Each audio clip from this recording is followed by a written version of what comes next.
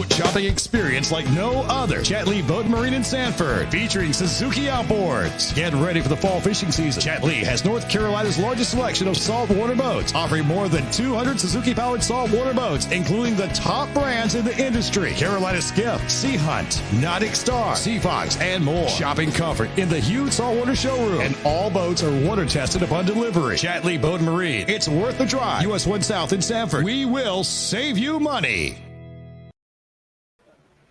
Hey, good evening, everybody. Just want to get on here and just chat with you guys. I've had a long day driving from North Carolina back down here to Florida. Spent the whole week up there in the Carolinas, just checking out some teams, working with a couple of our co-workers with the Observer, talking about preseason football and some stuff like that. So anyway, just want to get on here and kind of have a very informal little chat. I mean, this isn't really a show, no really anything other than just getting on here, me and you guys, and any questions you have, obviously you can put them in the comments section right down here, either on Facebook or you could be watching on YouTube, so that's cool. But again, I see the numbers ticking up. We've got a lot of people joining us already, so that's pretty cool. I appreciate the guys that have gotten on here. Again, just to kind of recap, really, really informal, no real show. I mean, this isn't anything that's sponsored or anything like that. Just me, you guys. I do have a sun drop, though. Anybody knows me, we're going to crack open a nice cold sun drop, and, nothing to me says high school football or the Carolinas to the cold sun drop, so here we go. And with that, I'm going to kick this thing off. Again, just kind of informal. Again, nothing really big about it. But I did, the topic of discussion, I thought about this the whole way down here when I was driving today, was some preseason rankings, some what I consider to be some under-the-radar teams that I think are going to have incredible seasons, maybe some breakout seasons. And I see some questions coming in too. Julie, we'll get to you here quickly. Some breakout teams, preseason rankings and stuff in general. Ron, I got your question. We'll certainly talk about that too. And by the way, guys, if you could, I know you're watching on Facebook Live. Shoot the link in your Facebook. I'd love to get a few people on here just checking us out. But anyway, some under the radar players, some under the radar teams, some preseason rankings. I know that, in this day and age, anyone that has a Facebook page or a website or whatever puts out some rankings, and that's cool. And you know what? I appreciate that because I think that sheds a light on just high school football in general for our state. And, that's been my ultimate goal here for the past 15 or 20 years, is just to promote our state and to promote football and to promote these athletes, the coaches, and everybody involved. So I appreciate everybody who does their part, whether it's, websites like what Dina and I have worked with NC Preps, or high school OT, Nick Stevens. Those guys do a great job. Obviously, my role here with the Charlotte Observer as well. You go back to the Carolina Preps days. You got these Friday night guys. They've done a good job as well. So I want to talk a little bit about that. And speaking of rankings, I don't know if Dina is ready to announce it yet in regards to some new rankings that are going up for NC Preps this year. But I think a familiar face will be adding his special touch to some rankings. So I know that's going to be exciting news whenever Dina's ready to roll with that. And I'm going to be providing the rankings as well for the Charlotte Observer, the Raleigh News and Observer, Talking Prep Show, obviously some stuff like that. So I think that's going to be pretty cool. But anyway, let's get to it. And by the way, guys, I am not going to release our rankings. I know the Observer Preps, the Charlotte Observer rankings are going to come out on our opening show of the season, which will be August 17th. So it's a Tuesday night, and I know you guys will want to be on to see that. We've got a jam-packed show. Not only am I going to just debut the rankings for both Raleigh, Charlotte, and all 400 teams in North Carolina, we'll also put out our watch list and some stuff for some preseason hoopla. So you guys are going to want to join that. But some preseason teams, maybe some under-the-radar teams. And, guys, I want to start here with 4A, and I'm just going to go over a couple. I mean, I'm not trying to fill an hour or anything talking about teams. I just want to throw a couple tidbits out there, maybe a couple little nuggets of info that you can take with you into the weekend, maybe talk to your friends about football, of some teams that I think are really under the radar that I think can compete for a state championship. And remember, we're not doing the subdivided. We're not having 8 champions now. We're going back to the traditional 4 that we had prior to 2002. And it's going to make for a Donnybrook of some playoff games. I'm telling you guys, it's going to be incredible. We got the preseason favorites up there. Everybody knows about those guys. Chambers, Huff, Rollsville, Graham Saline. Those are going to be some of the absolute powers of the state. But, the first under the radar team, and we're talking about 4A right here that I just kind of want to throw out there to you guys, is Rodney Brewington, Southview Tigers down there in Cumberland County. I got a lot of experience coaching against those guys. They were bitter rivals of us. Obviously, got back in the day with the late great Randy Ledford as coach. And another good friend of mine, Coach Bobby Poss, was just very familiar with taking his Tigers to the state championship, won it in 1991. But guys, I'm here to tell you right now that this Southview football team in Fayetteville, Hope Mills area is a team that's going to have to be reckoned with in the East. They're a team that I think would be a Thanksgiving Day plus team in the playoffs, a 3rd, 4th, 5th round team going into that state championship game. Remember, the state playoffs are going to be 6 rounds now, so that's going to be a definite change for us, guys. This Southview team, they are going to be a tough little team to deal with. I'm really happy with what I've seen out of Coach Brewington and his guys.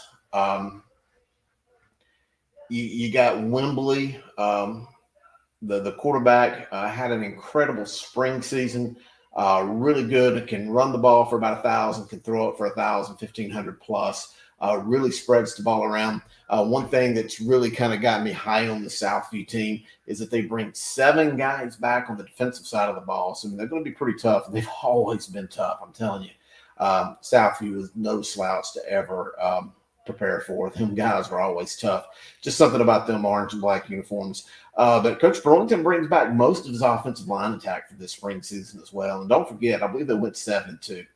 So, I'm talking dark horses for the 4A ranks. Southview is a team that I think is the next kind of that team that I know nobody's talking about. Trust me. I get on Twitter. I get on the websites. I know who's talking about what team. Southview is not on any of you guys' radar, but it should be. So just go ahead and mark it down right now. Southview is one of those teams. Another team that's just always right there, always in the mid to latter rounds of the playoffs, is West Forsyth up there in Clemens, North Carolina. Coach Adrian Snow, his team is in what I consider to be just an absolutely dynamic, probably the toughest 4A conference from top to bottom. With Glenn, obviously, Glenn is the absolute favorite. There's no question about it. Glenn's a team that can go in there and just take care of business, and they can march themselves right into the 4th or 5th round of the playoffs. Mount Tabor, defending state champions, they're going to be in the mix. East Forsyth, I know they had a tough season last year and, didn't put forth kind of the team that you expect an East Forsyth team to do under Coach Todd Willer. But I think the Eagles are going to be extremely good. And let's not forget about Davie County, Tate Kearney, that entire program. Davie is going to be phenomenal. They're going to score points with the best of them. But it's just something about the team that I've seen and some of these guys that West Forsyth has.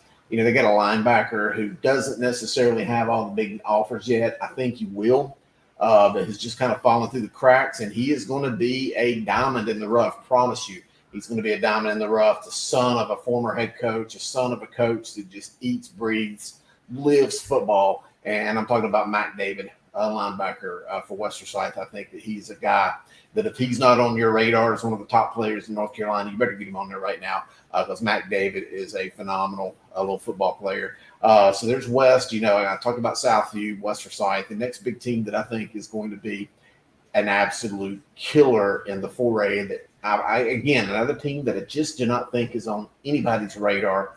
And that is Northern Guilford. You think of the Johnny Roscoe-led Northern Guilford teams that won all those 3A championships, TJ Logan back in the day.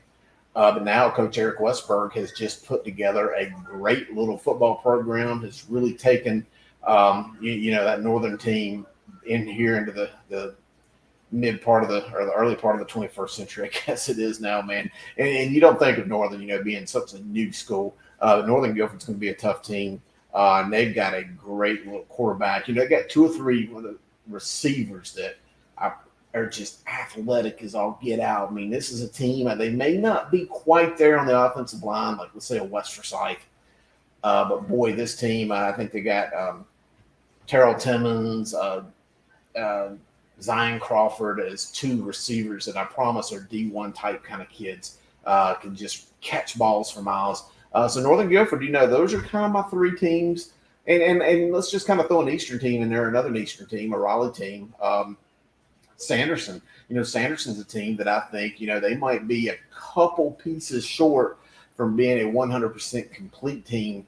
But they had that 3-3 run really peaked towards the end of the season. There's some teams in their conference that I think they can play with. I mean, it's a tough little league as well. You got Heritage, you got Millbrook, you got Gibbons, you got Leesville Road. I mean, that's a tough little league.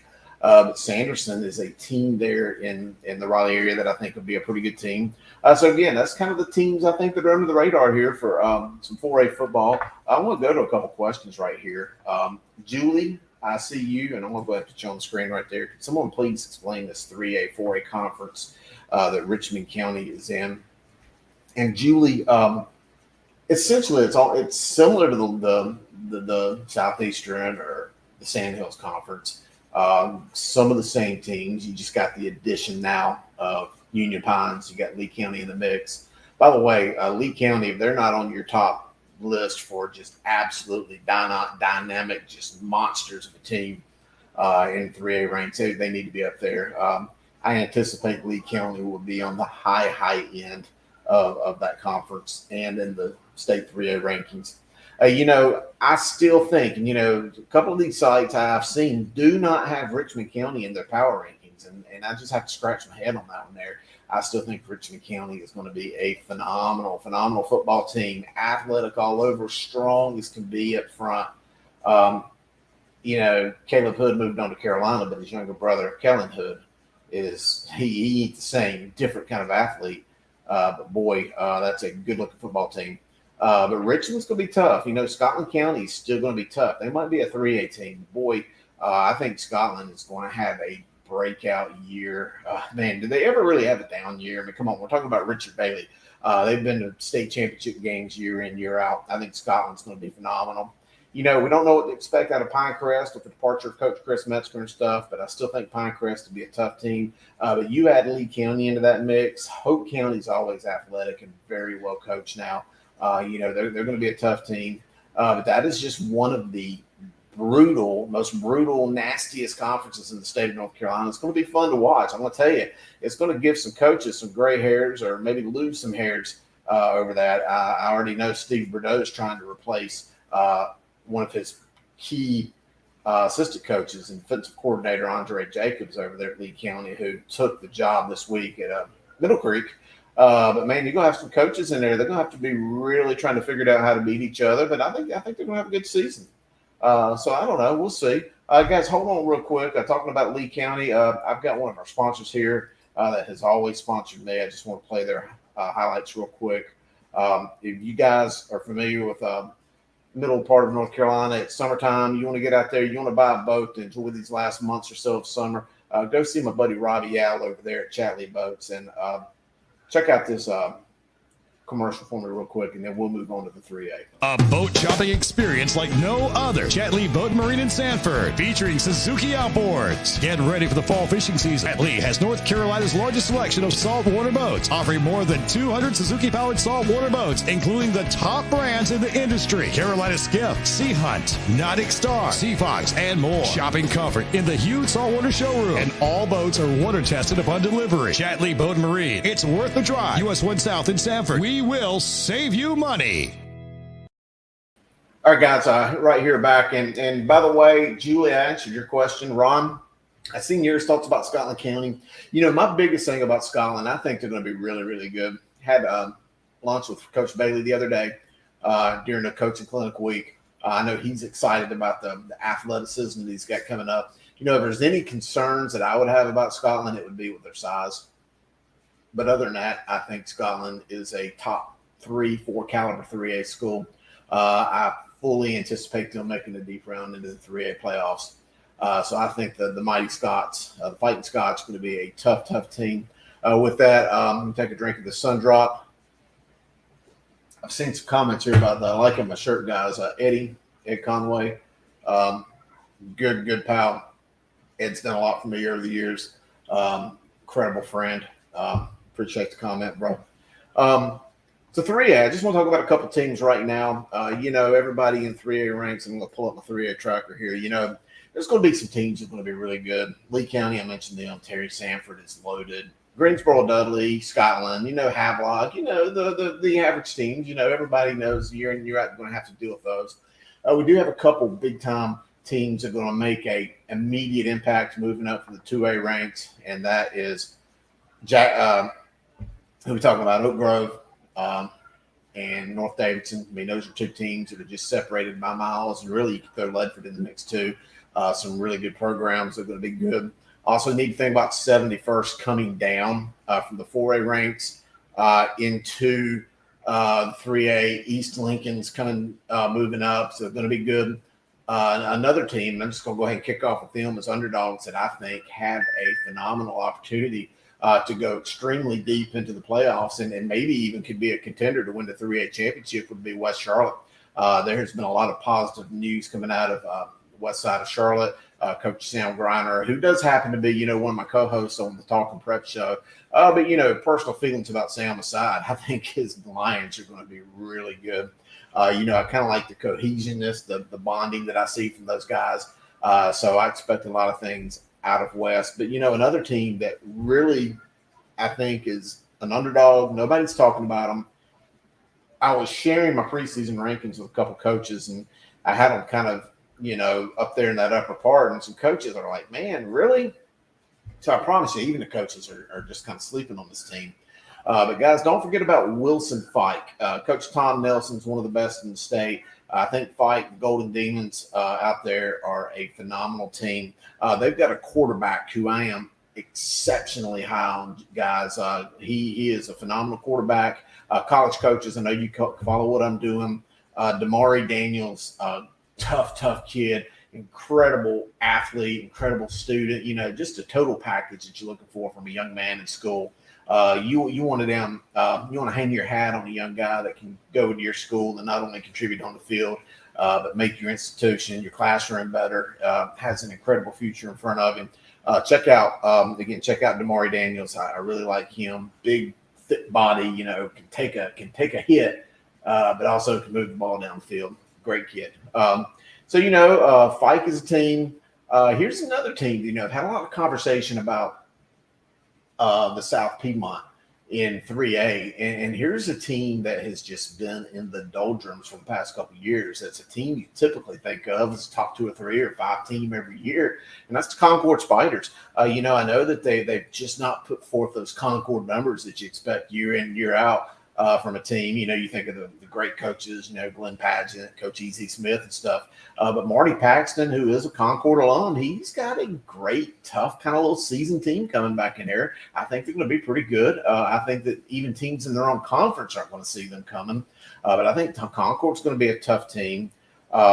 Jacksonville, Jacksonville's that other team. I think Jacksonville is that one team in the East that, can get in there. I think they could shake it up with Havelock. They're in that tough conference. Obviously, they got New Bern and Rose and that stuff.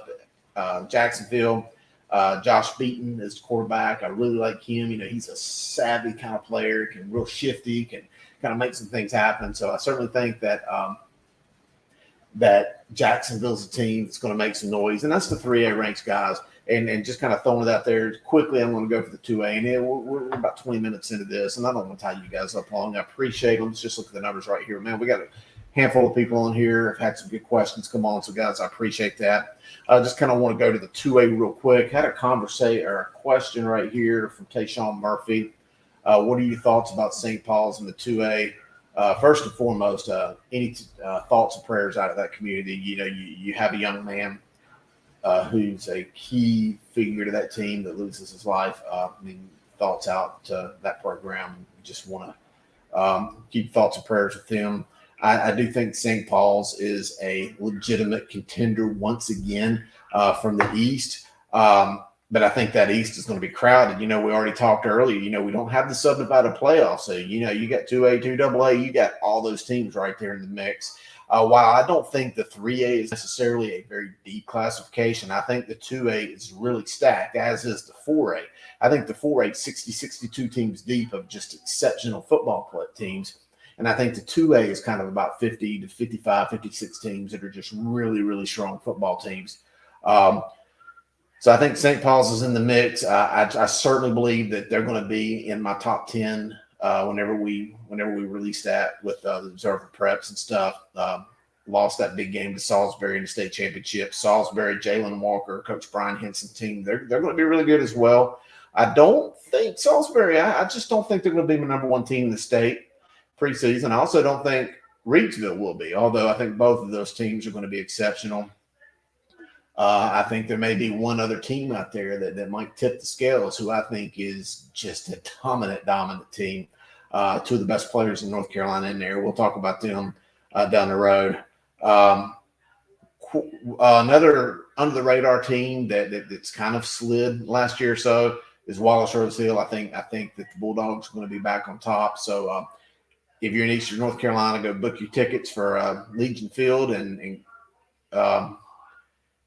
go down there and see what they've got, because I think that will be a great little football team. And finally, just quickly, a couple teams that I just want to throw out there that are not necessarily big-time 1A schools that I think some of you guys might be familiar with. But Eastern Randolph, I think Eastern Randolph should be a top 1 or 2 or 3 team in 1A. And I know we're used to Tarboro. I know we're used to Murphy, and those two teams are going to be there too. But I'm telling you, do not sleep on this Eastern Randolph team. Don't sleep on Mountain Heritage. I think Mountain Heritage is a bona fide top 2 or 3 or 4 team in the 1A as well. Joey Robinson's Cougars are going to go up there, and they're really going to shake up the 1A, and I think it's going to make that 1A West. You already got the teams like Murphy and Robbinsville and Mitchell, and I think it's going to make that even more fun come November, December, or this year at the playoffs. So just got to keep an eye on those two teams. The one team, though, I'm telling you, the one team out of the East, and I mentioned Tarboro. I mean, we know Tarboro. They are what they are, and they're dominant. They could probably win at the 2A and 3A levels.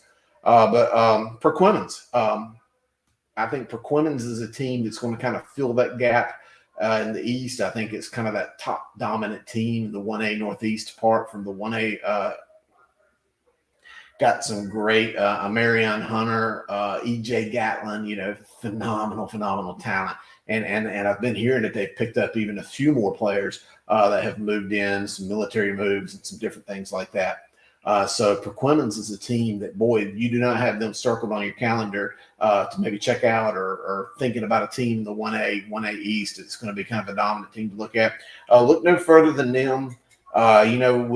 We should be putting forth our top athletes of the state here upcoming soon, or at least our watch list, for the talk and prep side of things that I do.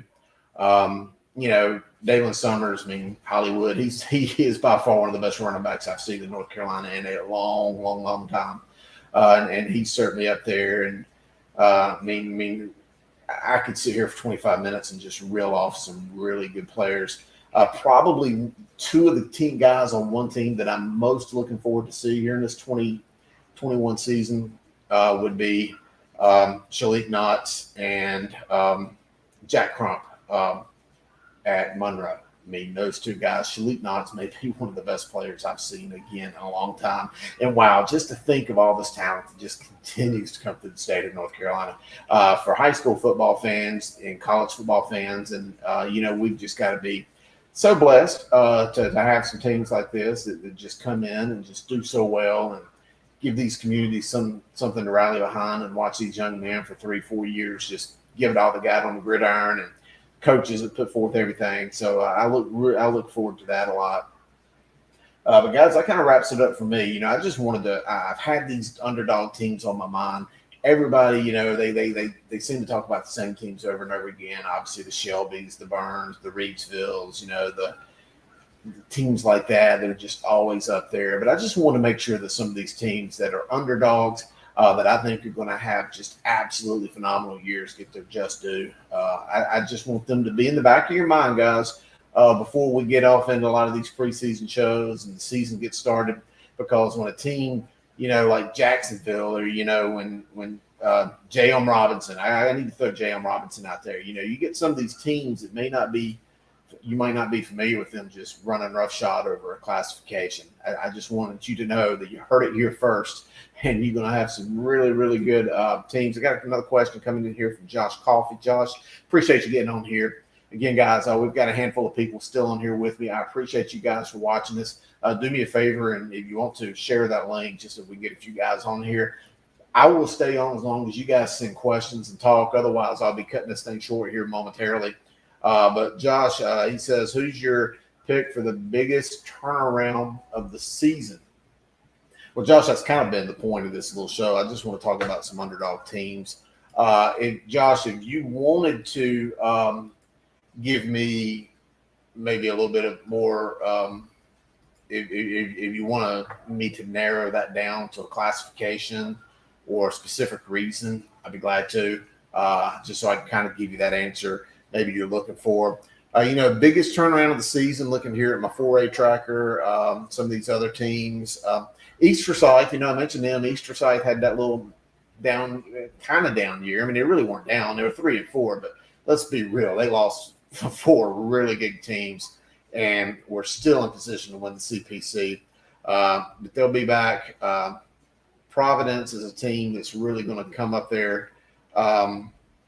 Looking at some 4A teams, bounce back years. Mountain Creek was 4-3. I don't know what we're going to expect out of them. Hillside, I think, is going to be coming up. South Mecklenburg, there's a perfect example of a bounce back team.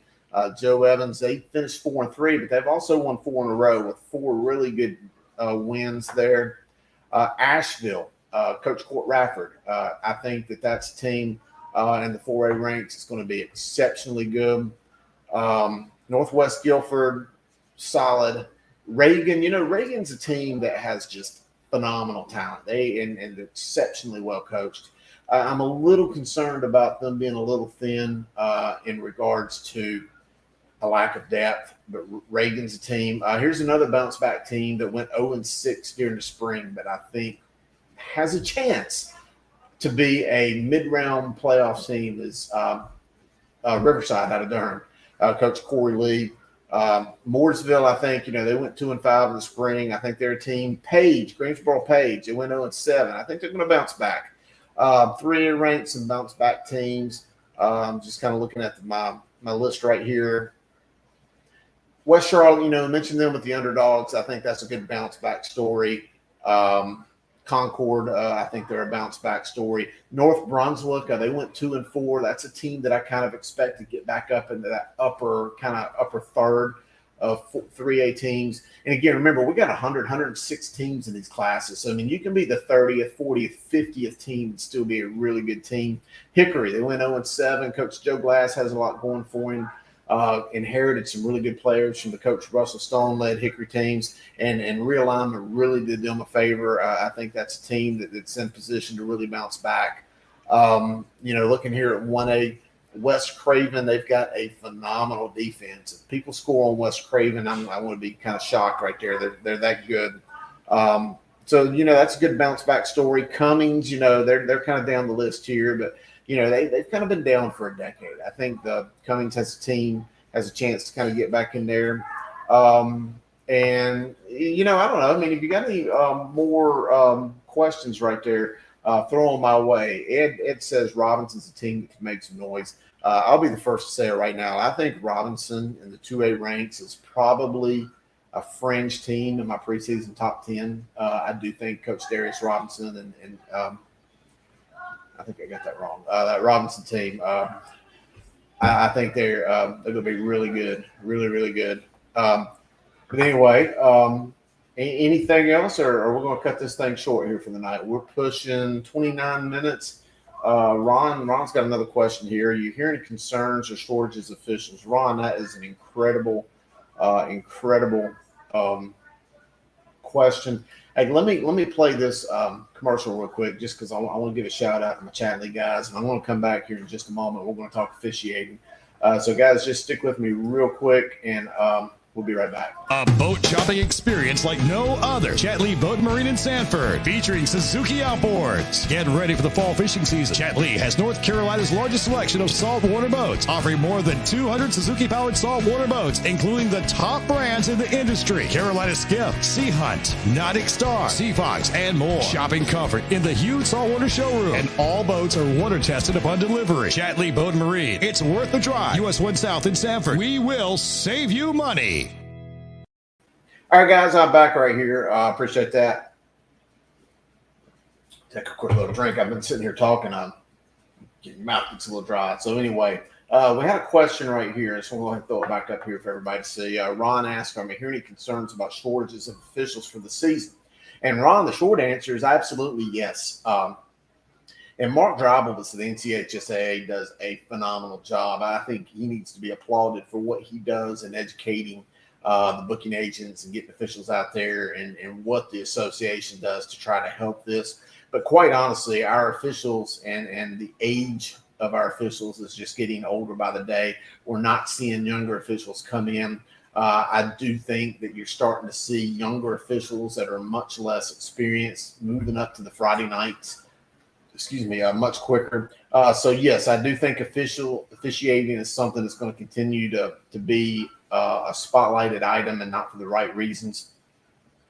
And I would implore all of you, I mean, if you're a younger man or woman, anyone who's got an interest in high school sports and you've got time, and trust me, I mean, officiating can be a financially viable little hobby to have. It could be a little job. If you can get into officiating, I implore you to contact your local booking agent, or to send an email to Mark Dreibelbus at the NCHSAA, because we need officials. I do see in time a potential to where, you may have to have games on Thursdays, Fridays, Saturdays, and maybe even JV games on Mondays or Tuesdays, just to be able to have officials. I have heard a lot of concern from this over the years, and even more so here in the past few weeks. I know that obviously, with the pandemic and COVID, and let's be real, some of the officials are getting up there in age, and we all are. But some of them are getting sick, and some of them have sadly passed away. If you can officiate, I would implore you. I mean, it's a great little thing to do, and quite honestly, if I wasn't doing the media side of things, I would have considered doing it, because I think it's that crucial to the survival of high school football and high school sports in general. Let's just be real. Basketball needs them. Volleyball needs them. Baseball. Officials, Ron, I appreciate you bringing that up, because that is a very, very real concern. We've got some more questions here. Scott Furr, good man, good friend Scott. Appreciate you getting on here and kind of just listening to me tonight. Any knowledge on the teams around the beach south of the border? Is Myrtle Beach ready to take a step back to their top? You kind of caught me not really prepared. I have not followed South Carolina quite as close as I have in years past. Mickey Wilson has done a phenomenal job at Myrtle Beach, and I think a lot of Mickey. I don't know, to be honest, the lay of the land. I think that Carolina Forest has really made some incredible strides in getting up to that upper 2 or 3 teams, in that PD area, the southeast, the beach area, North Myrtle Beach as well.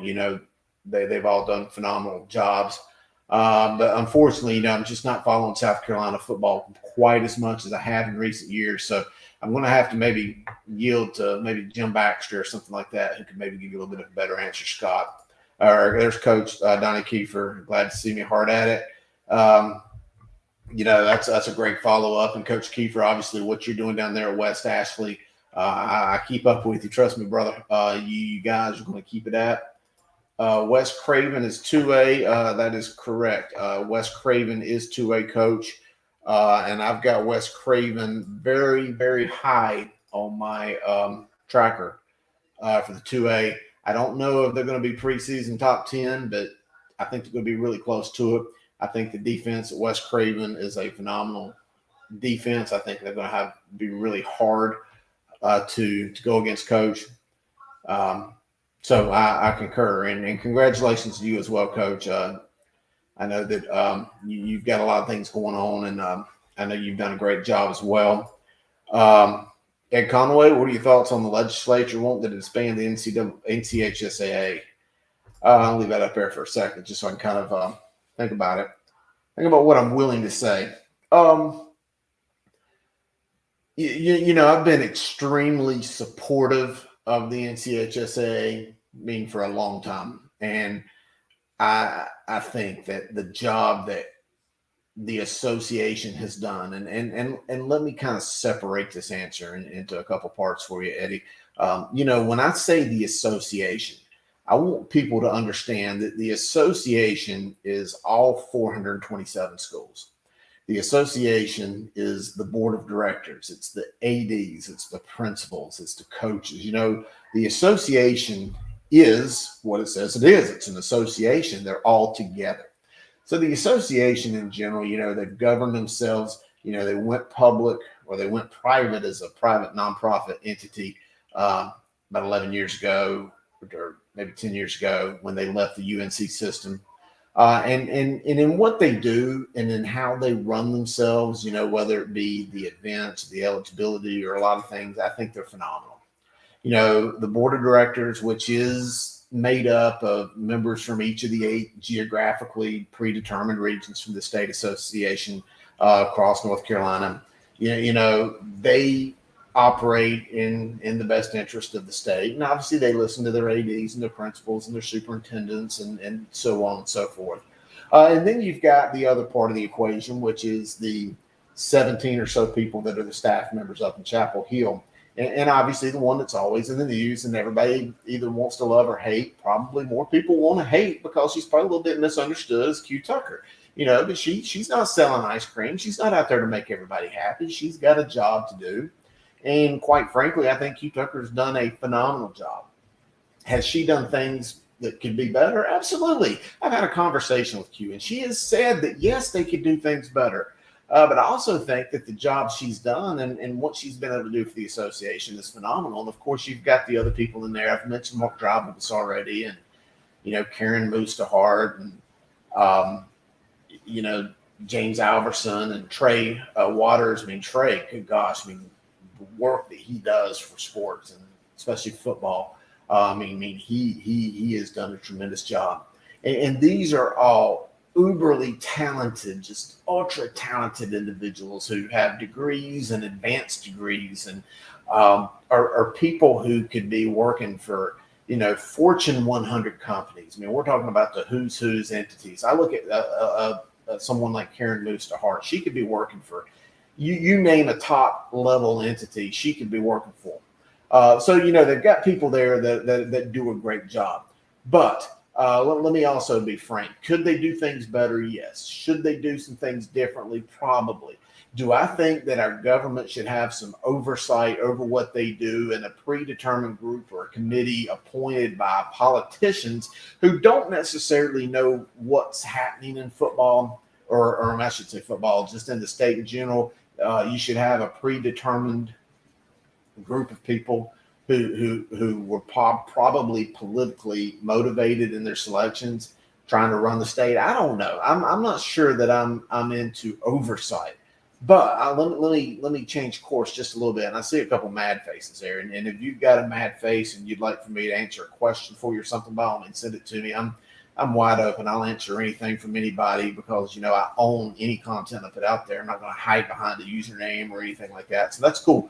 I'd love to have your thing. But let me give you the devil's advocate for that. I tried to go ahead and paint a picture of the best with the state association, what they've done with the scholarships and the programs and the training and, the events and what they've done. They've done a phenomenal job. Could they, should they, and would I like to see them become more transparent? Would I like to see there be a little bit more transparency in how they operate, how they vote in meetings, maybe some of the committees within the board of directors meetings and how they operate? Obviously the money, the surplus of the endowment. Would I like to see transparency over that? And at least there'd be little bit more openness to understand the dealings of the association. Sure, I would like to see that because we are dealing with an association that deals with public school children and public school generated monies. So sure, you want to see the transparency. I'm all for it. But do I want the state of North Carolina's legislature, who sometimes can't even govern themselves at times, do I want them in there trying to govern high school sports? Not a chance. I would like to see our leaders that we already have in place be the ones running it. But again, you want some transparency, I'm all for it. So let's go with it. Throw that out there. Eddie, appreciate that comment. I do see an angry face here. And, sir, I'm just looking at those who feel angry. I'd love to have your comment. Either way, I mean, I either maybe to agree with your angriness. I mean, again, there's some things they need to do better. I'm with you. But you know what? Sometimes I think people get angry because they don't have the facts, or maybe the facts are skewed against their team. And, maybe your team came out on the bad end of a ruling. I don't know. There's some things they would like to do. They need to do different. I don't want to see teams eliminated from the playoffs because of stuff that, brawls or fights or some stuff like that. You're taking away opportunities from young kids and, females, males, you insert sport there. It don't have to be football. I think that, there's a lot of opportunity for players that are opportunities that get snatched from players due to the actions of a few people. You know what? If a coach screws up on the 8-quarter paperwork, I don't want to see an entire team taken away from the playoffs. You know what? If you want to suspend that coach from the playoff game, make him sit out a playoff game or the entire season of the playoffs, you know what? Go for it. If that coach made a mistake, I don't think we need to financially punish teams either. I don't like seeing monies taken away from schools when they're already hurting so bad in the first place. These schools just they hurt so bad for money, these athletic departments. This ain't the 1980s where 12,000 people show up to just regular games anymore. So I don't want to see these schools punished financially. So those are the only two major stances I have in regards to the NCHSAA. Is some of the eligibilities in regards to punishments, adjudication, and some fines. But other than that, 90% of what they've done, I'm all in favor of, and I'll stand up and I'll congratulate them and I'll help them, and I've always been supportive of them, and I'm very fortunate and feel honored that they've reached out to me to promote stuff they've done before in the past. So it takes a little bit of a help from everybody. Thank you, Scott. I appreciate the comment right there. Josh Coffey, especially, you hit the nail on the head. And this is something I said. I said it publicly. I said it privately. I've said it in a lot of different platforms, Josh, is, after this COVID-19 pandemic year that we had, we missed out on the spring or the fall football seasons of last year. All the athletic departments were hit. The one thing that I would have suggested, and again, I'm just a regular old man. I'm obviously not smart enough to be on there. I'd be on there, and I've never run for government. Maybe I should one day. Maybe I will. But I've just never been asked about these decisions. But in addition to not finding teams during this COVID year, I would have probably tried to put a moratorium on all fines whatsoever, late fines, whatever fines there are, because while I didn't expect them to give schools back. I know they gave them $4 million from the endowment, and I know that they're appreciative of that. Well, I didn't necessarily expect them to give it, nor was that like a deal breaker for me. At the very minimum, I'd like to have seen them not take from schools during the time, and maybe even, and I would just suggest, over let's just say a 2-year window, the next 2 years, not past 2 years, the next 2 years. Let's not take any money from them for them too. Obviously, we know the coffers, the money in the endowment, the money in the schools. Let's try to find a way to allow some schools to reestablish themselves financially and kind of get back on some solid footing before, implementing association dues or whatever. And again, now after the fact, hindsight always being what it is, 2020, you can see, the money's in the system and stuff like that. I think that that's a very small gesture that anyone could do just to kind of keep these schools afloat. So there you go on that. Looks like we're running low on questions for me. Ed, Conway says they can't even pass a budget. I do see that, sir. Let me just check Twitter and some other platforms here just to make sure. Because if we got any questions for me, I want to make sure that I get them. Oh man, I'm getting a lot of comments here about my sun drop. At least we believe Langston. I've never seen Langston Words. He's my man. I appreciate you, Langston. I had a great dinner with you. I appreciate the Observer and you guys for picking up the bill last night. Coach Anthony Hackett from Independence. Hey, that's a team. Independence. Looking at a comment from Coach Hackett. Appreciate you sending one my way. Independence is another team that I think has an opportunity to kind of take a step up and be a real legit player. I don't think that they're not state championship material this year. I don't think. Hey, could they maybe go 7-3? Maybe not. But I think that Coach DJ McFadden and that Indy program is going up like a rocket. So you're a fan of Patriots, get on that rocket right now and get back up there in outer space because I think that they're going back. I ain't going to say they're going back to the realm of where Coach TK had on Tommy Knotts. He's great, but the great one. But I do think the Patriots are heading up.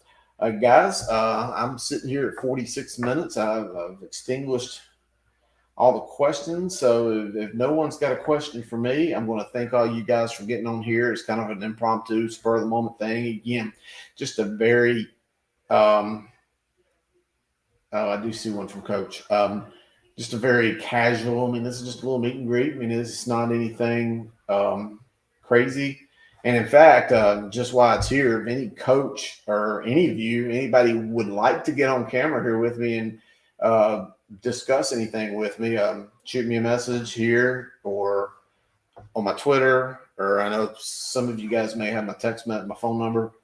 Well, I got a new phone number, so if you got the old number, it won't work. But if anybody would like to get on here with me, let me know. Coach TJ Spivey, my man. Love you, brother. You are one of the best there is down there in Charlotte, North Carolina. Coach, what jamboree are you heading to next week? Well, obviously with my relocation, I am not sure that I'm making that trip back to the Carolinas to go to a jamboree. Thankfully, I've kind of got the ends for some film and some things like that. So I'll be looking at the film for a lot of teams. I know that you have put together a phenomenal jamboree down there at West Brunswick, kind of replacing the BB&T jamboree that has taken place in Wilmington for probably 100 years. That might be a little bit of an exaggeration, but probably not much. I mean, that is probably one of the longest running jamborees that I've seen in the state of North Carolina over a long, long time. But Coach, I'd like to hear what goes on with yours. I know I tried to help you put some teams together for that. I don't think that worked out, but we'll see. We'll see. I'll let you know where I'm at. I don't know if you've got my new number. I think you do. I think I sent it to you, but if not, shoot me a message. Give me a call one day this week, and we'll kind of go through some stuff. I do have some text messages that have come through. All right, Coach. Appreciate you. Coach, I'll do that. I'll hit you up on Facebook as soon as we get off of here. Appreciate it. TJ will be live streaming Friday. You got it, buddy. You send me the link or let me know where to see it, and you got it. I'll be there. A couple teams you got in that I'd like to see how good they are anyway. There's a few question marks. Coach, got you right there too. All right, guys. Well, that seems to do it. If any of you guys have any questions, obviously you see my Twitter here at the bottom. I'm going to give credit again. Langston Wirtz is the one who has started calling me the guru. So I want y'all to know that I did not name myself the guru. Langston Wirtz is the one who did that.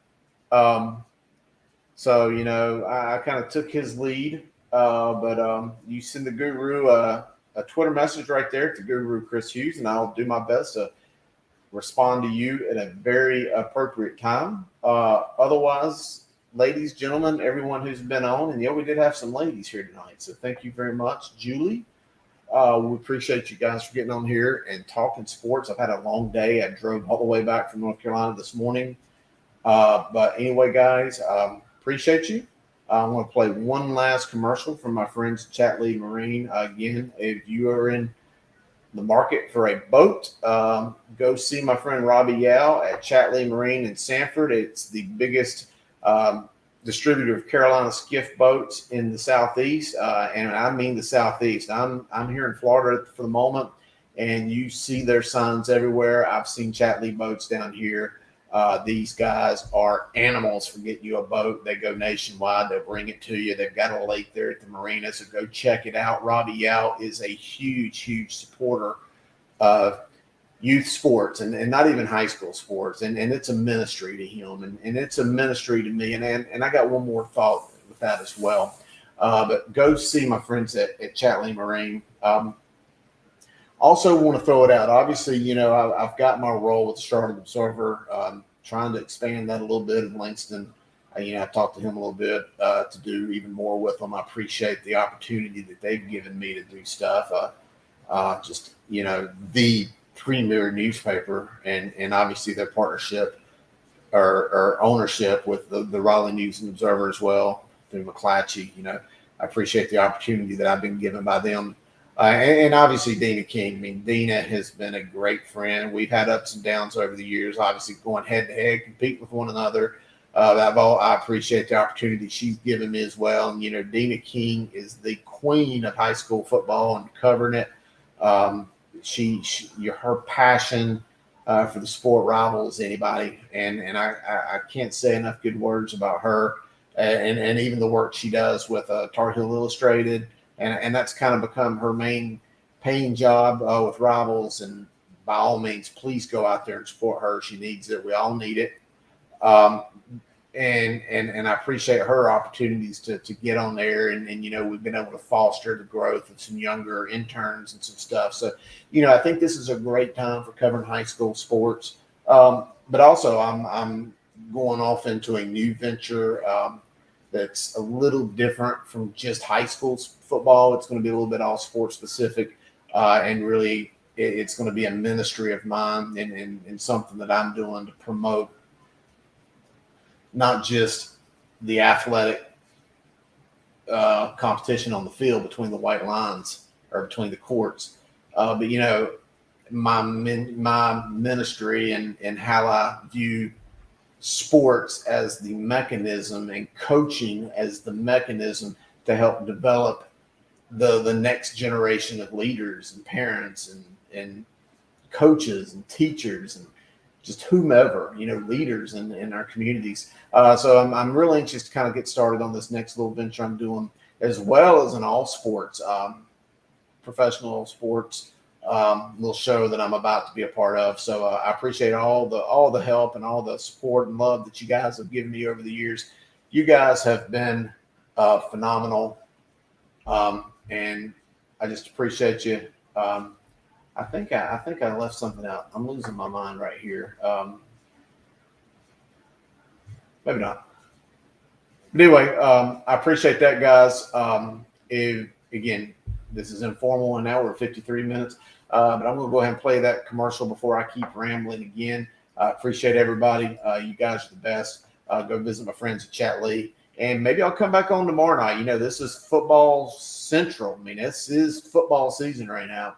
And this is what I do. This is what we do. And if there's sports to talk about, well, golly, I'm going to be here to talk about it. Appreciate you guys. Love you all. Love you all. And have a good night. A boat shopping experience like no other. CHATTEE Boat Marine in Sanford, featuring Suzuki Outboards. Get ready for the fall fishing season. CHATTEE has North Carolina's largest selection of saltwater boats, offering more than 200 Suzuki-powered saltwater boats, including the top brands in the industry: Carolina Skiff, Sea Hunt, Nautic Star, Sea Fox, and more. Shopping comfort in the huge saltwater showroom, and all boats are water tested upon delivery. CHATTEE Boat Marine. It's worth the drive. US 1 South in